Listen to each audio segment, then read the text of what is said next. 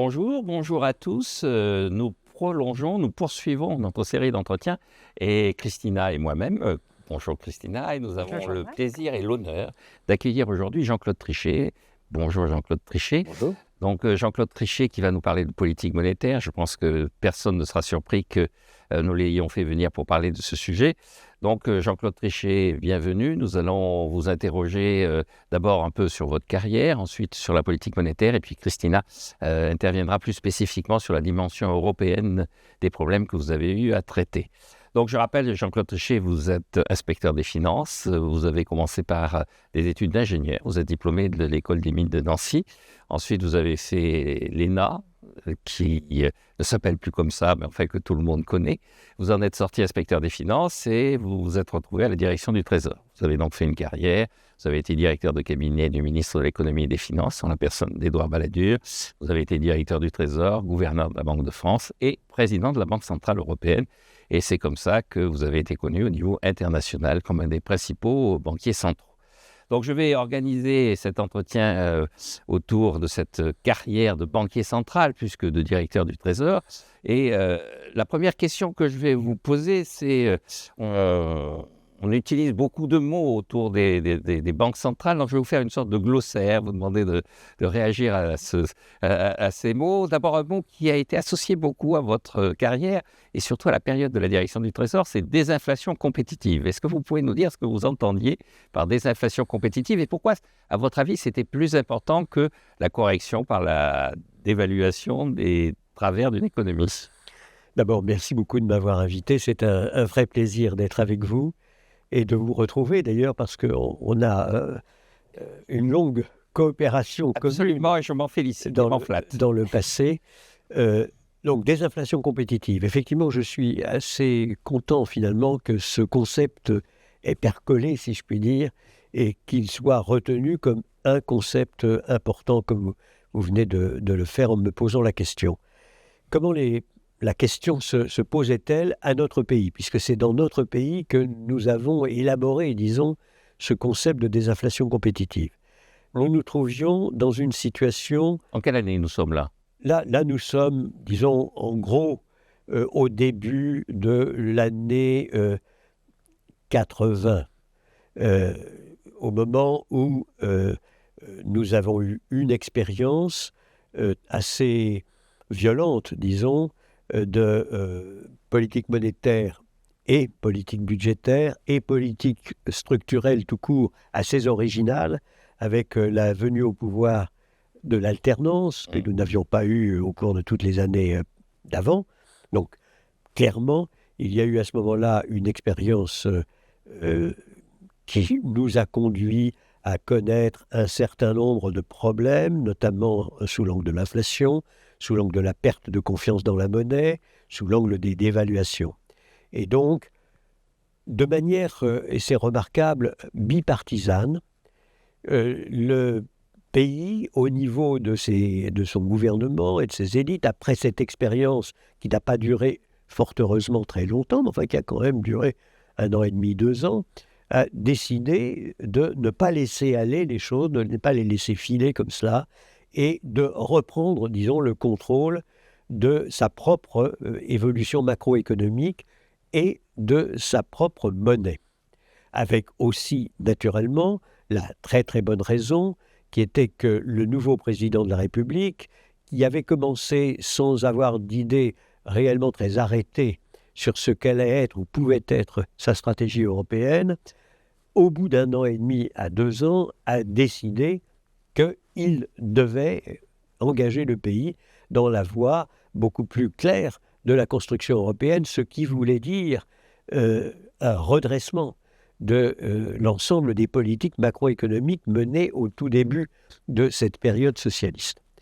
Et donc, le premier élément qu'il me paraît très important de souligner, c'est qu'avec ce changement d'attitude du gouvernement, du président de la République, il y avait de facto un assez formidable rapprochement avec ce qui avait été la politique, disons, du centre-droit auparavant. De Raymond Barre et de Valéry Giscard d'Estaing et de Raymond Barre. Et donc, on s'est retrouvé dans une situation où de facto, sinon de jure, il y avait une assez grande convergence des deux grandes sensibilités politiques de notre pays, que je résumerai de la manière suivante.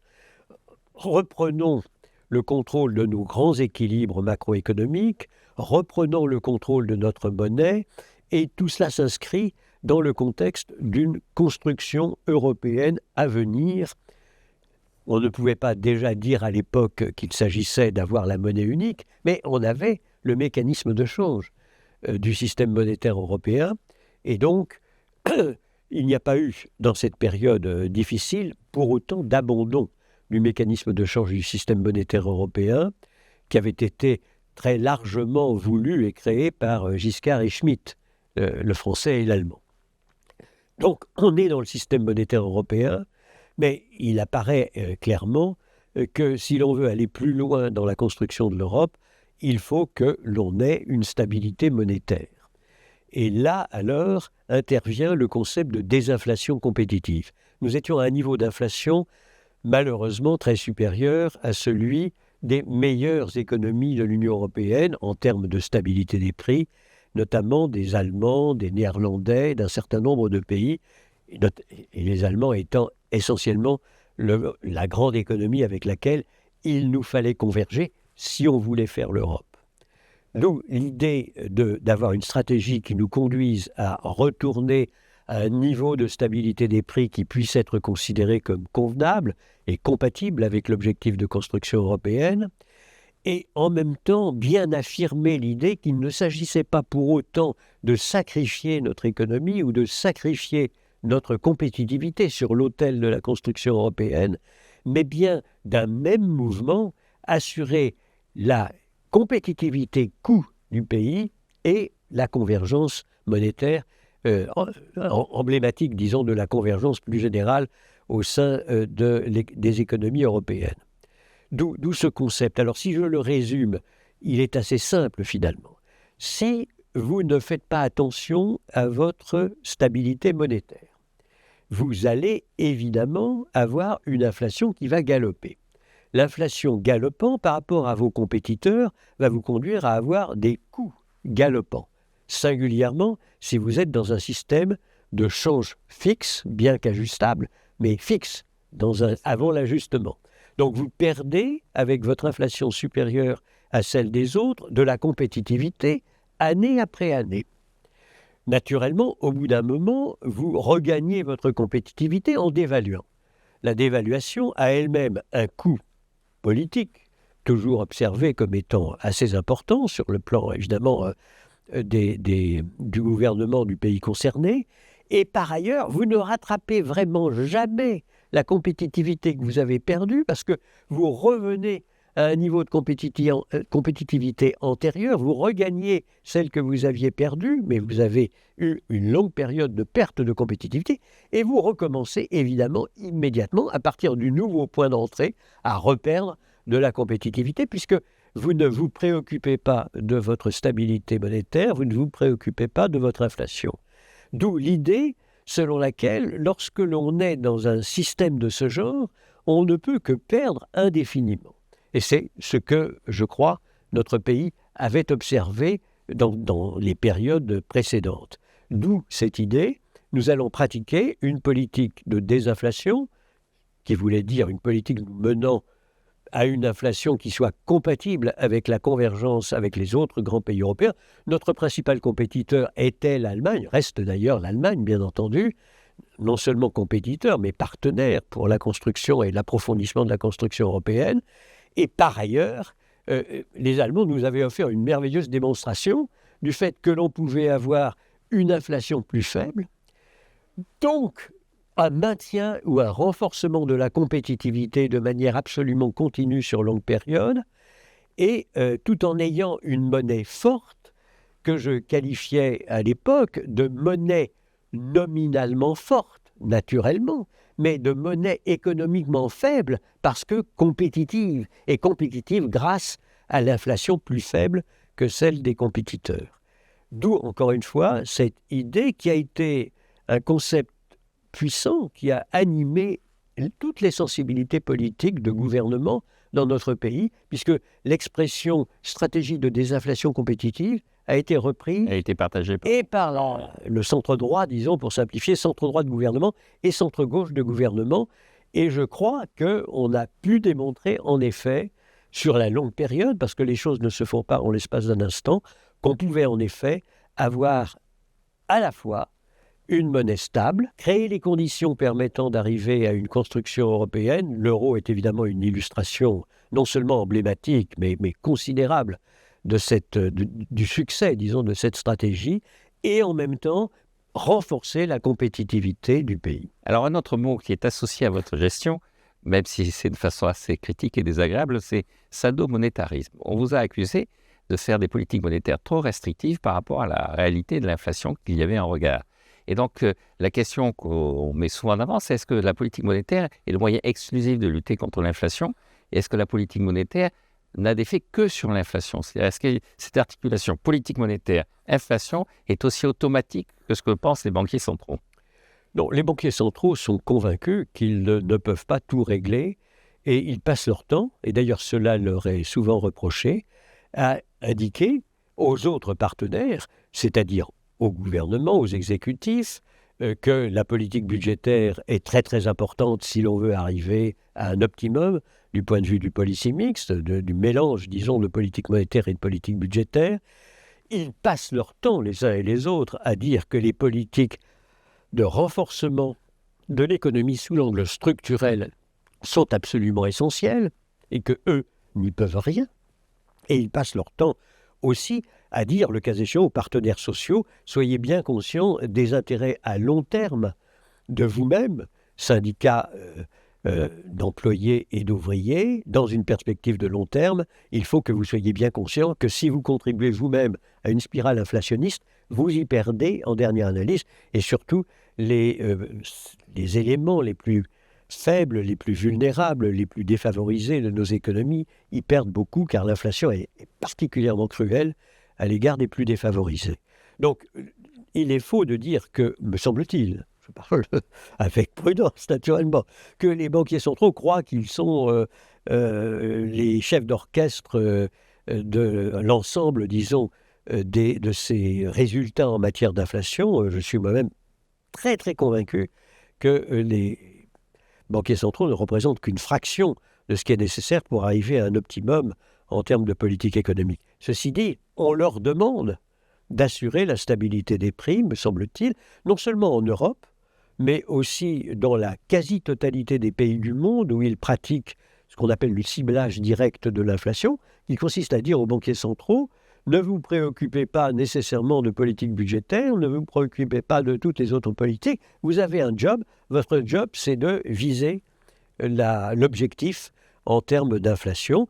On peut fixer l'objectif, demander aux banquiers centraux de fixer leur objectif eux-mêmes, bien entendu sous le contrôle de l'ensemble de la société, ce qui est le cas en Europe, c'est la Banque Centrale Européenne. Avant la Banque Centrale Européenne, c'était la Banque de France indépendante, et j'étais le premier gouverneur de la Banque Centrale Française indépendante en 1994.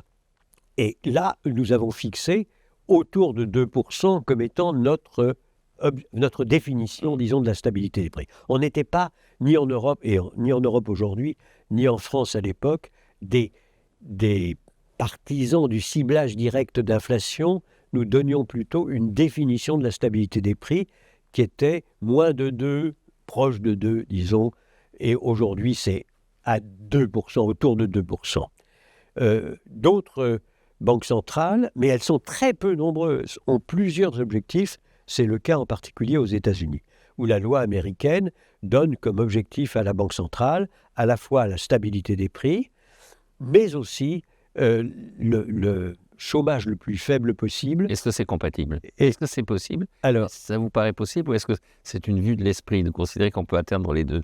Je crois qu'on doit pouvoir atteindre les deux, même si c'est parfois extraordinairement difficile, et que l'idée, en tout cas, selon laquelle, avec de l'inflation, on avait un chômage très faible, est une idée qui a été contredite par la réalité de manière très cruelle, d'ailleurs.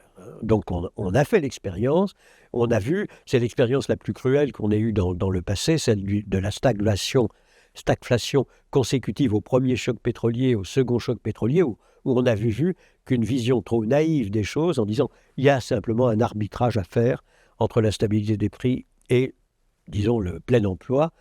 Cet arbitrage était profondément erroné. Et on en est venu, je crois qu'il y a un assez large consensus quand même aujourd'hui pour penser qu'une condition nécessaire, mais loin d'être suffisante à elle seule, d'une optimisation de l'ensemble des ressources du pays et donc d'une croissance régulière au plein emploi, donc une condition nécessaire mais non suffisante, est celle de la stabilité des prix. En tout cas, il me semble, si vous voulez, qu'au moment où nous parlons, il y a un très large consensus sur ce plan, même aux États-Unis, où il y a 2 objectifs. Il y en a même 3 d'ailleurs, parce qu'on leur demande aussi des taux d'intérêt des taux d'intérêt à long terme les plus bas possibles. Pour la politique budgétaire, oui. Pour soutenir la politique. Donc les trois sont effectivement énoncés dans la loi américaine. On peut dire d'ailleurs qu'elles sont assez proches en tout cas, la stabilité des prix est assez proche de l'idée selon laquelle les taux d'intérêt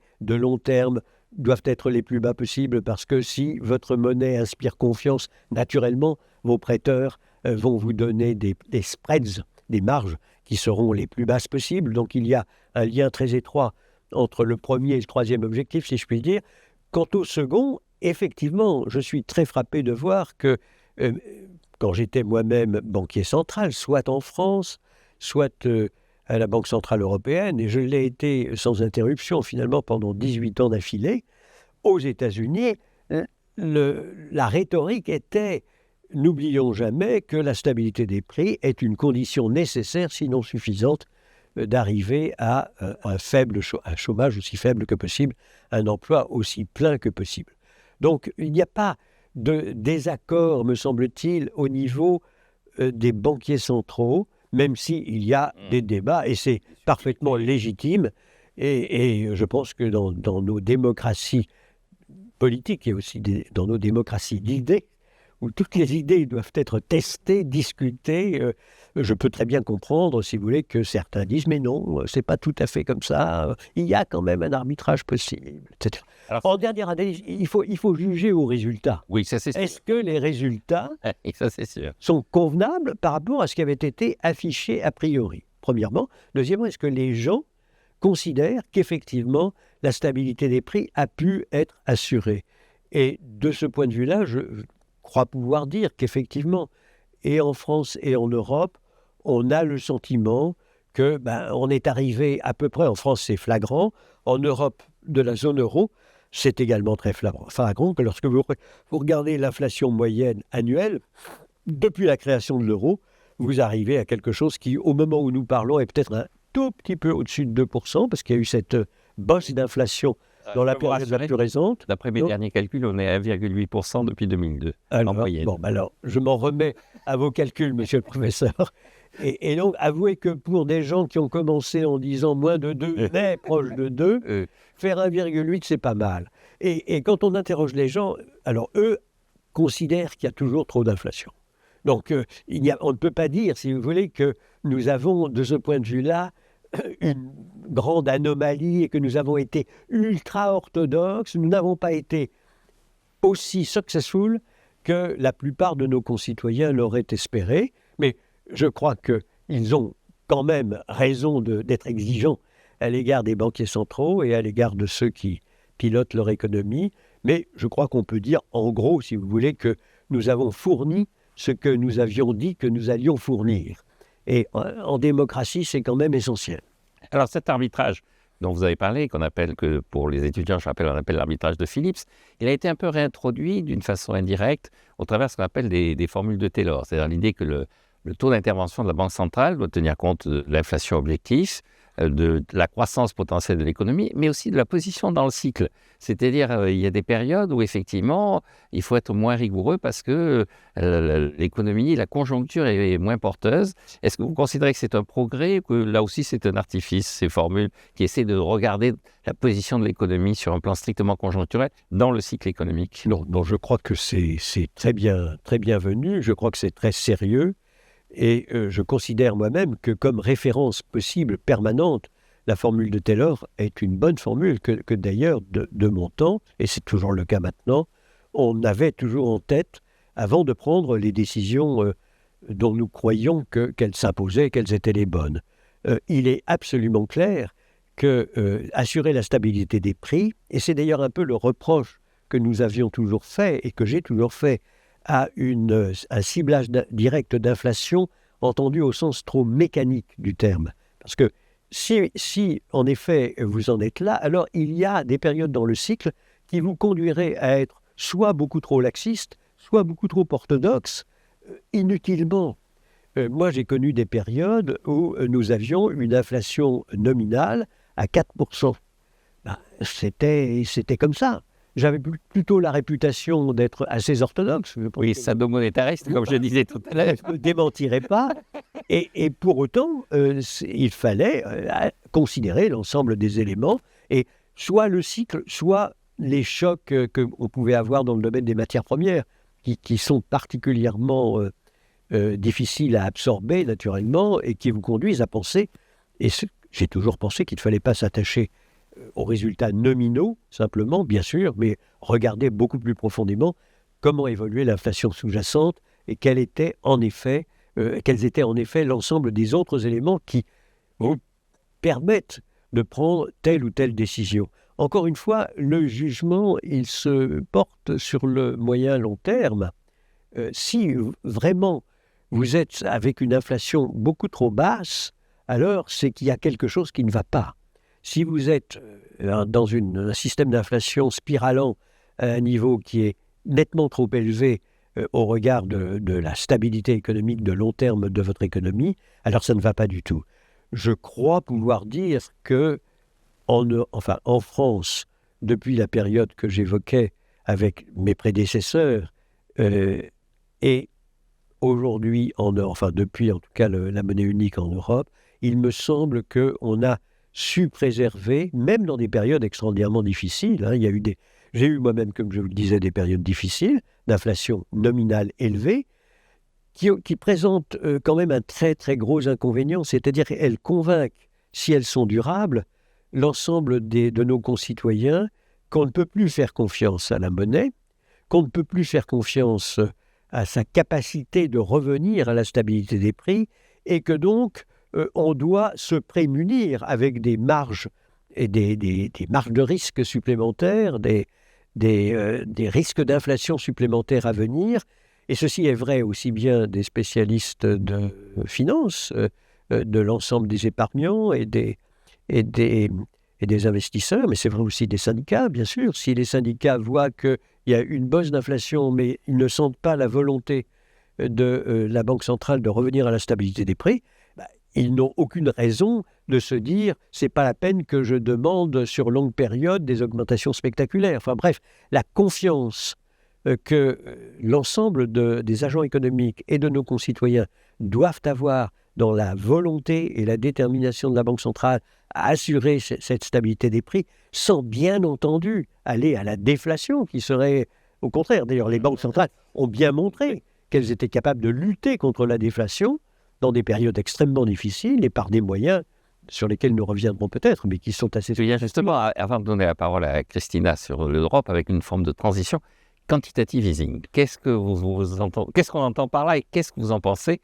vous qui avez été un peu à la charnière du quantitative easing dans vos fonctions? De l'assouplissement quantitatif. L'assouplissement en bon français. Voilà, l'assouplissement quantitatif. Assouplissement quantitatif. Alors, effectivement, moi-même, si vous voulez, en fait, j'ai été plongé dans la crise des subprimes, le dépôt de bilan de Lehman Brothers, et 1 an et demi après le dépôt de bilan de Lehman Brothers, le déchaînement de la crise des risques souverains en Europe. Il faut bien voir qu'il y a eu trois étapes, en quelque sorte, correspondant, disons, à la seconde partie de mon propre mandat de 8 ans. Donc j'ai eu 4 ans assez tranquilles, je peux le dire maintenant. En réalité, on n'est jamais tranquille. Et on était d'autant moins tranquille que c'était quand même, après le passage de Wim d'Eisenberg, passage de 5 ans, c'était quand même le tout début de l'euro. l'euro était considéré comme n'étant pas du tout une monnaie crédible. L'euro était considéré comme menaçant de s'évaporer, de disparaître à tout moment. L'euro, les covers des news magazines dans les pays d'Europe du Nord représentaient l'euro en train de sombrer à tout moment. Il y avait une profonde réserve à l'égard du concept même de la monnaie unique européenne. Donc mes 4 premières années étaient concentrées sur le renforcement de la crédibilité et de la Banque centrale européenne et de l'euro. Non seulement en Europe, mais dans le monde. Et ce n'était pas une mince affaire, on l'a vu lorsque précisément les spéculateurs se sont déchaînés. Ensuite, alors on a eu Lehman Brothers, coup de tonnerre épouvantable, qui a conduit l'ensemble de la finance internationale à vaciller complètement. Et l'économie de l'ensemble des pays avancés, et par voie de conséquence évidemment les économies dans tous les autres pays, à être bousculées d'une manière terrible au point que le produit intérieur brut tombait comme une pierre. Je me souviens des 3 trimestres qui ont suivi le dépôt de bilan de Lehman Brothers, donc c'était en septembre 2008. Nous avons eu 3 trimestres de chute dramatique du produit intérieur brut avant qu'au 4 trimestres après, ça commence à se stabiliser. Donc, période très très difficile. Accessoirement, d'ailleurs, je le note en passant, l'euro n'a pas été bousculé en tant que monnaie à l'époque, alors que tout le monde pensait qu'un choc terrible sur le plan mondial allait éprouver la solidité de la monnaie elle-même. Nous n'avons pas eu l'équivalent de Lehman Brothers en Europe, alors qu'il y aurait pu avoir 10 Lehman Brothers en Europe, et il a fallu lutter par des moyens monétaires en particulier, avec le full allotment at fixed rate, l'octroi de liquidité sans aucune limite que j'ai introduit à l'époque pour nous permettre précisément de ne pas avoir de problème de liquidité ou d'absence de liquidité totale dans certains compartiments des banques commerciales et de compartiments du marché en général. Donc, une action, disons, extrêmement résolue, action résolue aussi auprès des gouvernements pour leur dire « ne laissez pas tomber une banque qui vous conduirait non seulement le monde entier, mais l'Europe à se trouver dans des circonstances analogues à celles que nous avons connues avec Lehman Brothers. » Donc, c'est une période qui a été extrêmement, exigeante, à la fois pour tous les gouvernements européens, pour la Banque centrale, pour toutes les banques centrales nationales. Période très difficile qui a duré, comme je le disais, à peu près 1 an et demi. Et puis est arrivé les problèmes souverains en Europe. Et là, alors, vous parliez de l'assouplissement quantitatif, est venu aux yeux de la Banque centrale européenne que je présidais, la nécessité de combattre une spéculation que nous jugions, à tort ou à raison, comme étant anormale, comme ayant été évidemment déclenchée par les subprimes et surtout par Lehman Brothers, et donc m'a conduit à penser qu'il fallait que la Grèce, l'Irlande et le Portugal, en mai 2010, soient défendus, entre guillemets. Qu'est-ce que ça voulait dire ? Ça voulait dire que si nous voulions que l'ensemble des décisions de politique monétaire prises au niveau du Conseil des gouverneurs de la Banque centrale puissent effectivement être transmises à l'ensemble de la zone euro, et pas simplement à une partie de la zone euro, mais à l'ensemble de la zone euro, y compris les 3 pays que je viens de citer, alors il nous fallait intervenir sur les marchés secondaires de dette, avec dans l'idée d'arriver à ce que les marges, les spreads qui étaient provoqués par la spéculation soient aussi modestes que possible, de manière à ce que la transmission de notre politique monétaire ne soit pas entravée de manière tragique par le fonctionnement même des marchés, et donc des marchés secondaires de dette. Ça, c'était un premier moment extraordinairement difficile.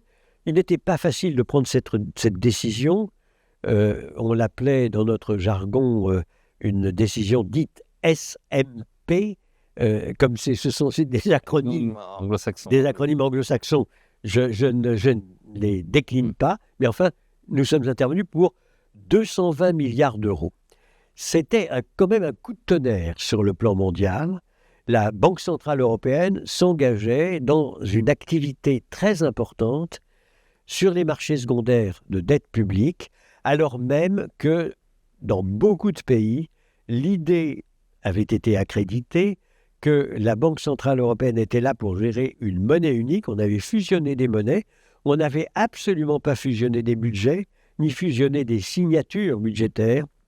Et donc, le fait d'intervenir sur ces marchés secondaires de dette a été considéré, et j'étais moi-même très attaqué personnellement pour cela, donc par une partie, disons, des observateurs, situés surtout dans l'Europe du Nord, comme étant une anomalie flagrante, et je dirais non pas une trahison du traité, non pas une trahison des textes. D'ailleurs, les tribunaux ont bien voulu confirmer qu'il n'y avait aucune espèce de trahison. Nous étions parfaitement légitimes dans ces interventions, mais à tout le moins une transgression d'une promesse politique qui avait été faite et qui avait permis d'ailleurs de faire l'euro, à savoir nous fusionnons les monnaies, nous ne touchons pas au budget. Or, intervenant sur les marchés secondaires de dette, nous donnions l'impression de toucher au budget, alors même qu'encore une fois, nous intervenions dans le but étant d'assurer une transmission convenable des politiques monétaires que nous décidions au niveau de la Banque centrale européenne et de son Conseil des gouverneurs dans l'ensemble de la zone euro. Puisque l'Europe est à l'ordre du jour, on va passer la parole à Christina qui a des questions à vous poser sur l'Europe. Très volontiers. En fait, moi, en faisant ma recherche sur mon doctorat sur la crise des subprimes et le canal crédit que j'ai commencé en 2006 à Paris 2, j'ai vu que vous avez calculé d'emblée le bon montant à injecter dans le système interbancaire qui était complètement grippé. Il y avait un vrai problème de liquidité et que par contre la Fed s'en est pris à 3 reprises avant d'arriver au montant que vous avez injecté initialement dès fin août 2008. Et en fait, tout au long de la gestion de la crise, j'avais l'impression que la Fed copiait sur la BCE. C'était assez intéressant de voir comment une banque centrale aussi jeune et une monnaie aussi jeune ont réussi à bien gérer la crise. Et je pense que si la crise de 2008 a été mieux gérée que celle de 1929, c'est aussi grâce à la BCE, et je voulais vraiment vous rendre hommage parce que c'était impressionnant d'avoir une telle capacité d'analyse et de réaction quand on était dans une telle tourmente. Moi, ce que j'ai trouvé absolument étonnant, et je voulais vous poser la question, j'ai trouvé étonnant que les agences de notation qui ont bien noté les produits subprimes, c'est comme ça qu'on a eu ces produits titrisés, tout le monde a voulu les acheter et qu'ils se sont diffusés au niveau mondial. Et donc ces mêmes agences de notation, 2 ans seulement après l'éclatement de la crise des subprimes, elles notent mal la Grèce, l'Italie, l'Espagne et le Portugal. Et tout le monde les croit, les investisseurs les font confiance, alors qu'elles ont contribué à la crise des subprimes. Pensez-vous que leur notation était juste en ce qui concerne la Grèce, par exemple, ou les pays de l'Europe du Sud, ou c'était une sorte d'attaque orchestrée contre l'euro? C'est un mélange très, très complexe. Merci en tout cas pour ce que vous avez dit sur notre capacité de réaction en temps réel. Je me souviens que le Financial Times avait titré « The ECB is coming of age ». Ce qui voulait dire « devient adulte ». Parce que nous avions donné, et c'est un des points que vous avez souligné, 95 milliards d'euros au marché monétaire européen en 2007, c'est-à-dire à un moment où c'est la crise des subprimes. Ce n'était pas encore Lehman Brothers, c'était le 9 août, dans mon souvenir, le 9 Oui, août le 9 août 2007. 2007. Et nous avons effectivement donné de la liquidité sans limite. Et moi, j'ai une question. La légende veut que vous avez envoyé par texto de Saint-Malo le montant de cette liquidité. C'est vrai ou pas? Nous avons pris cette décision Mais vous n'étiez pas à Saint-Malo lors de la prise de décision? par téléconférence. Par téléconférence, d'accord. Mais oui, parce qu'il y avait un seul de nos collègues du directoire qui était à Francfort et nous étions les uns et les autres dans nos lieux de vacances ou dans des lieux de pérégrination diverses. Donc ça, c'est les 95 milliards d'euros, c'est une décision prise par téléconférence par le directoire de la Banque Centrale Européenne dans des conditions totalement dramatiques. Et effectivement, j'étais moi-même dans ma maison de campagne à Saint-Malo. Mais c'est ça, ceci pour l'anecdote. C'est une information importante. Mais nous avons pris cette décision en l'espace, disons, de 2h30. Parce que c'était dramatique. Il n'y avait plus de marché monétaire fonctionnant dans la zone euro. Et d'ailleurs, ça allait être le cas dans les autres marchés monétaires. Nous étions simplement en avance sur les États-Unis du fait du décalage temporel. Et l'une des raisons pour lesquelles nous étions à ce point sous pression, c'est que l'ensemble des institutions américaines essayaient d'emprunter des euros pour pouvoir les convertir en dollars pour se protéger elles-mêmes contre cette crise mondiale. Ça a été un moment tout à fait extraordinaire. Alors, je reviens un instant sur la question que vous aviez posée. Je crois, je n'aime pas la recherche des boucs émissaires.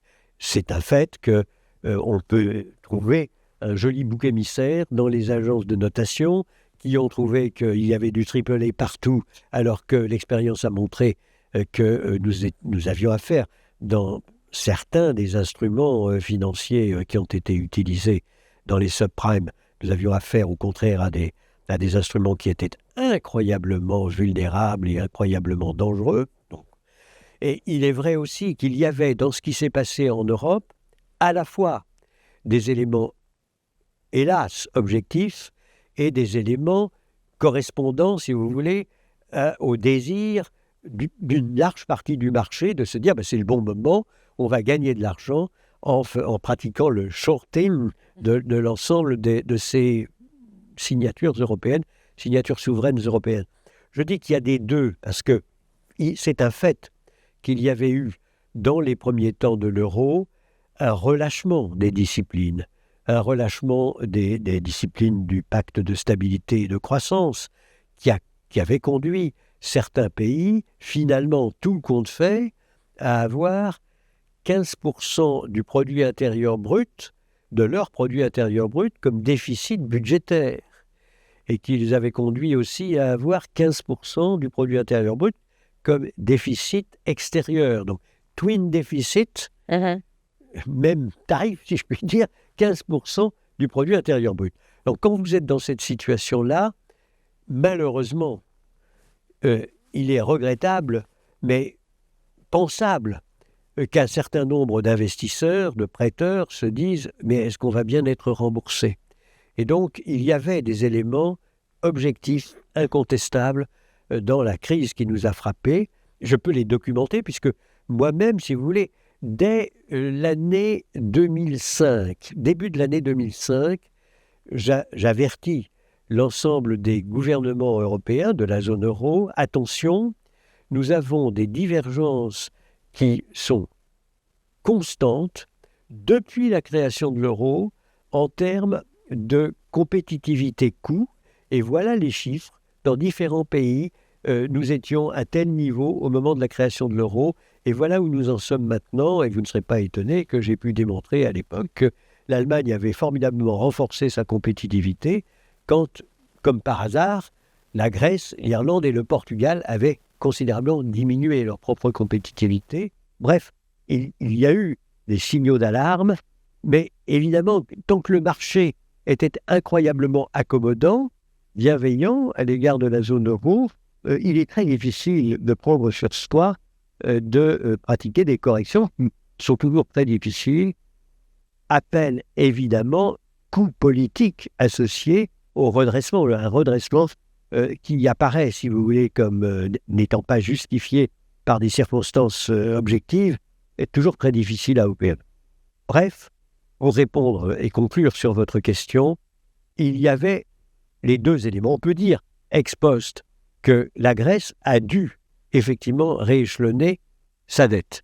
Et donc, vous pouvez dire, certains peuvent dire, en effet, dans le cas de la Grèce, l'attitude des agences de notation et l'attitude plus générale du marché ne paraît pas ex post totalement infondée. Dans les autres cas, où nous avons défendu avec acharnement les autres pays, et notamment en commençant, à grande échelle, sur l'Italie et sur l'Espagne, en août 2011, donc dans des circonstances où c'était l'un des membres du G7 qui était attaqué véhémentement par la spéculation, et l'un des 3 grands pays de la zone euro, l'Espagne. Donc dans ces deux cas, si vous voulez, il a fallu prendre des décisions très difficiles à prendre, encore plus difficiles à prendre que celles que nous avions prises pour l'Irlande, le Portugal et la Grèce. Et j'ai dû moi-même d'ailleurs écrire avec la signature des gouverneurs de banque centrale des 2 pays concernés, l'espagnol et l'italien, au gouvernement de ces pays en leur disant « Écoutez, vous faites l'objet d'une spéculation, c'est une spéculation extrêmement dangereuse, je résume.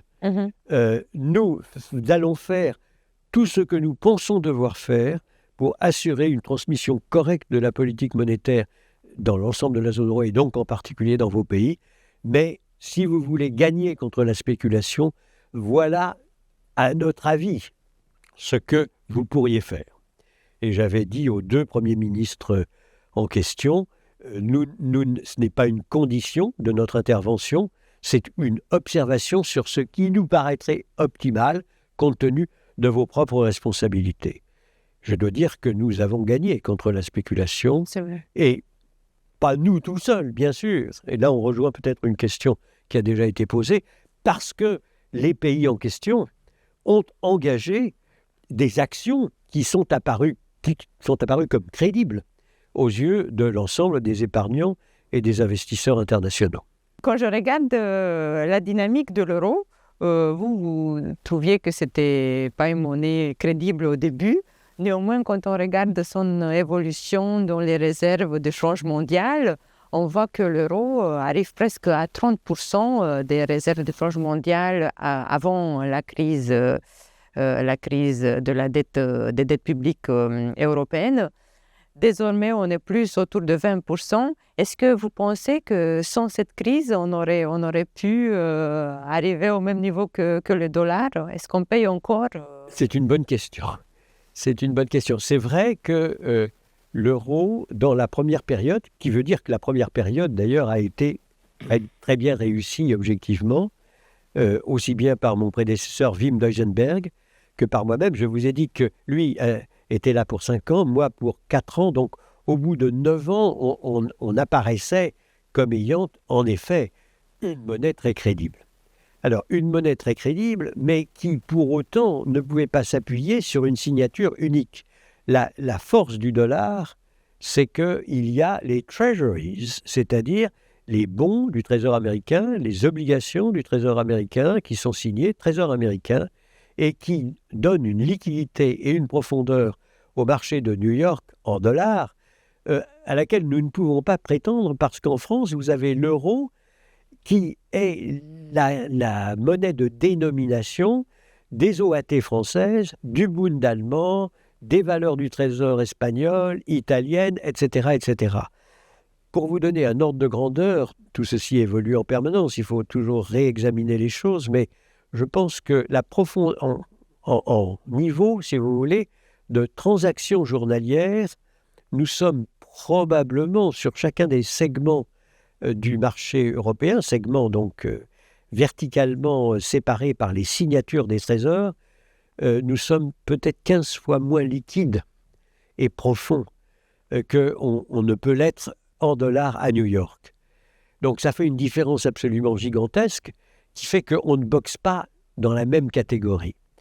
Mais au total, les Américains sont partis d'une situation où ils étaient à 70%. Le même indicateur que celui que vous avez donné, ils étaient à 70%. Ils sont maintenant à 60%. Donc, d'autres... bien entendu, l'euro, lui, est à 20%, comme il était au début. Il a démarré à 20%, il est toujours à 20%. Il a gagné en relatif par rapport aux États-Unis, puisqu'on est passé de 20% à 70%, on est passé à 20% à 60%. Donc, c'est un progrès vis-à-vis des États-Unis, mais voyez-vous, je ne crois pas, tant que nous n'avons pas une seule signature, pour assurer une liquidité et une profondeur de marché qui serait du même ordre de grandeur que les États-Unis d'Amérique, je ne crois pas qu'il soit très raisonnable de penser que ce serait à notre portée. Je pense que c'est un des domaines dans lesquels il est clair que sans, disons, un approfondissement de l'union politique, et parlons clair, sans une sorte de fédération politique, nous ne pouvons pas arriver à être les vrais équivalents, je ne dis pas rivaux, mais équivalents du dollar des États-Unis. C'est vrai dans le domaine monétaire, c'est vrai dans beaucoup d'autres domaines. Tant que nous ne sommes pas unis en termes de diplomatie, de défense, de sécurité intérieure et extérieure, nous ne pouvons pas rivaliser, bien entendu, avec la force d'influence que peuvent avoir les États-Unis, même dans le domaine commercial, dans le domaine économique, dans l'ensemble des autres domaines. Donc, je mets ça, si vous voulez, en exergue parce que cela veut dire, à mes yeux, que la construction européenne n'est pas terminée et qu'à un moment ou à un autre, il faudra reprendre le chemin d'une véritable union politique, chemin qui est évidemment très très difficile à emprunter et qui suppose un accord profond sur le plan politique dans l'ensemble des pays concernés, qui ne sont pas nécessairement tous les pays de l'Union européenne aujourd'hui. Mais enfin bref, j'insiste sur ce point, même dans le domaine financier, même dans le domaine monétaire, le fait que nous ne sommes pas une fédération achevée est un handicap, incontestablement. Oui, même pour le marché unique, c'est vrai qu'il y a encore quand même certaines frontières, certaines barrières. Absolument. Donc, voilà, il n'est pas assez... Absolument. C'est assez profond. Et nous, ce qu'on peut remarquer pour l'instant, c'est que, suite à la crise, il y a l'union bancaire qui est cette supervision des banques européennes, qui est un vrai succès. Désormais, les banques sont solides, donc c'est quelque chose on avance, on a réussi à mettre ceci en place. Moi, j'aimerais voyager un peu dans le temps et revenir à l'année 1992, parce que c'est une époque où cette fois-ci, il y a une spéculation très forte contre la livre anglaise, contre la lire italienne, contre la peseta espagnole. En fait, des monnaies qui sont dans le système monétaire européen. Et la Bundesbank ne fait pas le nécessaire. La livre anglaise se retrouve expulsée du système monétaire européen. Pourquoi la Bundesbank n'agit pas? Comment pouvez-vous expliquer leur attitude à l'époque? Ça a été le cas aussi pour la lire italienne. Hein. Vous étiez aux premières loges. J'étais directeur du Trésor. J'étais directeur du Trésor. Le problème est plus compliqué que ça. Il ne faut pas mettre tout le... Là aussi, ne pas avoir un bouc émissaire unique avec la Bundesbank. C'était plus compliqué que ça. Parce que, effectivement, lorsque ces attaques absolument extraordinaires sur le plan spéculatif ont eu lieu, et notamment la première et la seconde, la première, vous savez, c'est diabolique. Vous spéculez contre la lire italienne. Vous gagnez dans votre spéculation. Vous gagnez beaucoup d'argent. Vous replacez ça immédiatement sur la seconde cible, qui est juste derrière, qui est la cible britannique, donc la livre sterling. Et là, les Britanniques s'efforcent de se défendre. Mais ils n'ont pas l'idée de dire « nous nous défendrons quel que soit le montant des risques que nous pouvons prendre ». La Bundesbank elle-même est un partenaire, bien sûr, très très important, mais ce n'est pas elle qui prend les vrais risques. Et donc, au total, il me semble qu'à un moment, les Anglais ont dit, bon, très bien, on ne peut pas continuer indéfiniment à prendre des risques gigantesques en défendant notre monnaie, et ils ont calé. Alors l'argent gagné sur l'Italie et sur l'Angleterre pouvait être réinvesti par la spéculation dans le franc français. Et là, effectivement, pour des raisons stratégiques et à cause de la conviction que la France avait à l'époque, et à mon avis à juste titre, que cette spéculation était totalement injustifiée, la preuve ex post qu'elle était injustifiée, c'est qu'on a fusionné le franc français et le Deutschmark exactement au cours pivot qui existait au moment de cette spéculation. Donc on a gagné contre la spéculation et on a prouvé qu'on avait raison de gagner, si je puis dire. Mais lorsque le grid, si je puis dire, est là, vous pouvez difficilement convaincre ex ante les spéculateurs qu'ils vont perdre dans la spéculation. Ce qu'ils ont fait, ils ont perdu. Mais c'est parce que, je dois dire, la détermination française, la détermination du gouvernement français était totale et n'avait pas de limite. Ça peut même apparaître comme étant extraordinaire, ex post, mais c'est ce que, en tant que directeur du Trésor, j'ai pu observer de la part du ministre des Finances, de la part du Premier ministre, et bien entendu aussi de la part du Président de la République.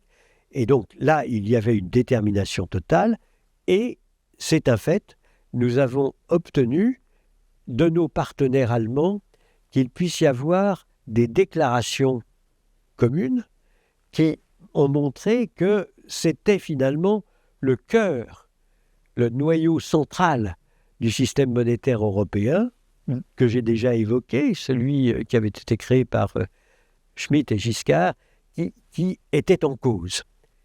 Et ceci nous a permis de gagner la bataille.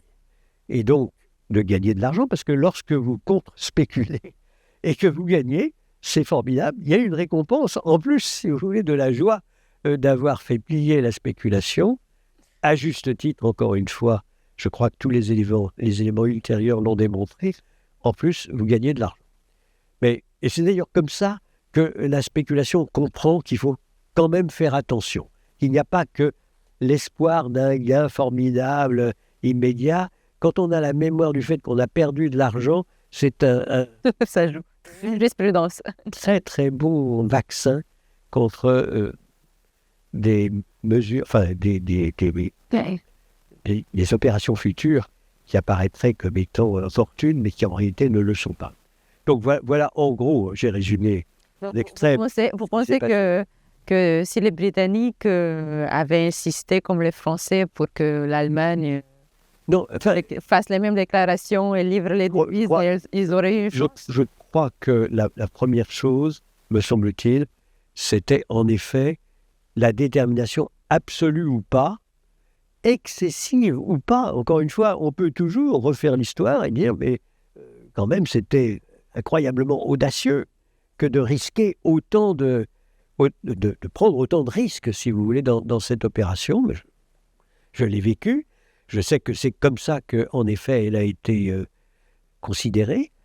Et par ailleurs, évidemment, en présence d'une détermination aussi formidable, vous ébranlez, le cas échéant, suffisamment le partenaire pour qu'il se dise, bon, dans le fond, puisqu'on ne leur demandait pas de prendre des risques eux-mêmes, on prenait tous les risques, mais on leur demandait de marquer leur détermination à ce qu'on puisse gagner contre la spéculation. Tout ça est consigné dans une note que j'ai faite à mon propre gouvernement comme directeur du Trésor. Dans le dernier détail, c'était des moments extrêmement émouvants, je dois dire. Et puis, historiquement, en effet, si on avait cédé, il n'y aurait pas d'euro. C'est tout simple. Donc, c'était encore plus risqué qu'en 2010. C'était un moment historique. Oui, c'était un moment réellement historique. Et moi, je suis toujours nostalgique du fait que la livre a été expulsée du SME, parce que je me demande, est-ce que si la livre était englobée dans l'euro, est-ce qu'à ce moment-là, la force de frappe de l'euro aurait été beaucoup plus conséquente, non? Moi aussi, je regrette beaucoup non seulement que la livre sterling ne soit pas restée dans le mécanisme de change, qu'elle ne soit pas dans l'euro, et évidemment encore plus que la Grande-Bretagne nous ait quittés avec le Brexit. Donc là aussi, ce sont des éléments historiques extrêmement lourds. Je me suis toujours représenté la Grande-Bretagne comme ayant deux fers au feu, si vous voulez. Elle a le fer au feu de l'Europe continentale, de son association étroite à l'Europe continentale, que la géographie commande et l'histoire, dans une très très large mesure, commande. Et puis le fer au feu des États-Unis et du Commonwealth. On ne peut pas dire que la France est elle-même l'équivalent, si vous voulez. On ne peut pas dire que l'Allemagne, évidemment, est elle-même l'équivalent. Donc pour comprendre la Grande-Bretagne, la manière dont Londres résonne, dont Londres envisage son futur de long terme, effectivement, vous avez toujours ces deux éléments. Et malheureusement, à un moment, il semble basculer sur l'Europe, et puis à d'autres moments, clairement, il s'éloigne. Et je crois qu'ils sont prêts à reconnaître massivement que le Brexit était une erreur, qu'il est coûteux pour la Grande-Bretagne, qu'il ne correspond pas à un optimum pour la Grande-Bretagne, ni sur le plan économique, ni sur le plan monétaire peut-être, en tout cas certainement pas sur le plan stratégique. Tony Blair, lui, faisait en gros le raisonnement que je viens de faire. Ouais. Nous avons besoin d'être partis au centre de l'Europe continentale, au centre de l'Union européenne. Il était très, très désireux de ne pas laisser la conduite de l'Europe entre des mains franco-allemandes, italiennes. Hein. Il fallait que l'Angleterre, le Royaume-Uni soit au cœur, et il l'a dit publiquement avec beaucoup de force. Il était pour l'entrée dans l'euro, et donc il jouait cette carte-là qui n'a pas correspondu à ce que le peuple britannique voulait à un moment. Et ce qui m'a beaucoup navré personnellement, je vois que vous êtes un peu nostalgique, et moi aussi à certains égards, parce que je pensais que à partir du moment où, après tout, ce référendum était purement indicatif, qu'on aurait pu le présenter comme un plébiscite néo-napoléonien à la française, mais pas du tout comme étant dans la tradition britannique. À ma stupéfaction, toutes les sensibilités britanniques, après coup, après le résultat, ont dit « bon, très bien, c'est terminé, ça ne se discute pas ».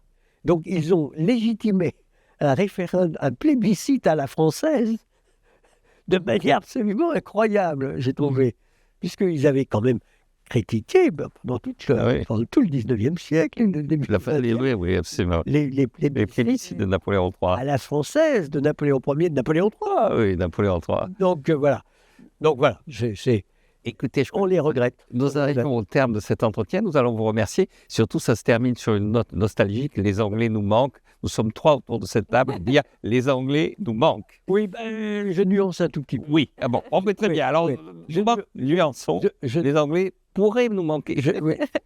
Les Anglais pourraient nous manquer, mais en tout état de cause, je ne suis pas sûr qu'ils eussent accepté d'aller jusqu'à ce que je crois être absolument nécessaire, la fédération politique européenne. Pas demain, pas après-demain, mais réfléchissons un instant. Nous sommes à la fin du siècle, de ce siècle-là. Les numéros 1 ex aequo sont l'Inde et la Chine. Le numéro 3 est les États-Unis d'Amérique. À la table mondiale, vous avez trois puissances qui sont des fédérations politiques achevées, naturellement. Qui avez-vous derrière? Vous avez très probablement l'Indonésie. Vous avez très probablement le Pakistan.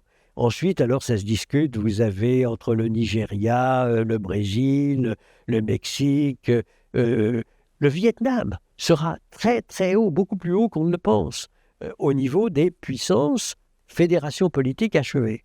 Le premier Européen, si nous n'avons pas d'union politique européenne, serait peut-être 20e, peut-être 21e, peut-être 22e, peut-être 23e, peut-être les 4 grands pays européens seraient-ils comme ça, à la queue leu-leu, à ce niveau-là, sans aucune influence réelle à la table des négociations mondiales. Ce n'est pas pensable à mes yeux.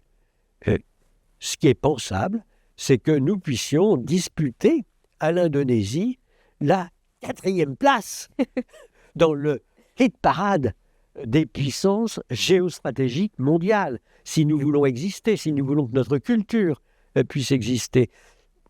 À moins que nous n'acceptions finalement que les 4 pays européens que j'ai évoqués implicitement ne soient le N+1e, N+2e, N+3e État des États-Unis d'Amérique. Mais qui souhaite, en Europe continentale, devenir un État supplémentaire des États-Unis? La Grande-Bretagne, peut-être, mais certainement pas les autres. Donc, c'est un appel à nos étudiants, l'union fait la force. Encore une fois, merci Monsieur Trichet, Merci beaucoup. Merci beaucoup, c'était un plaisir. À tous nos auditeurs de nous suivre, parce que j'ai l'impression que nous avons de plus en plus de gens qui nous suivent et nous écoutent, comme on dit à la télé. Moi, je voulais compléter parce que c'est une citation grecque et ils disent « l'union fait la force, même chez les plus faibles », pour aller jusqu'au bout. Et c'est d'une justesse absolue.